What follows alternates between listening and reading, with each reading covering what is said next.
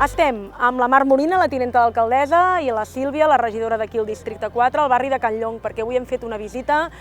de tota la llosa aquesta de Can Llong, la llosa que per sota, perquè us situeu, passa la ronda que va cap al nord de la ciutat,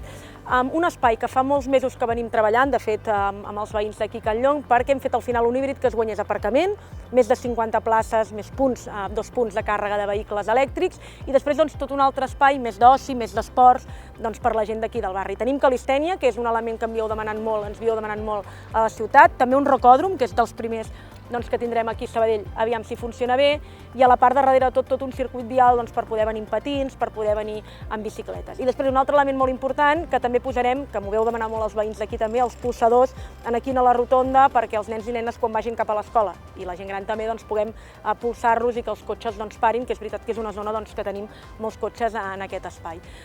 Les obres s'acabaran a finals de gener, per tant estem ja molt a prop de poder obrir aquest espai i que sobretot el puguem disfrutar i el puguem entre tots cuidar.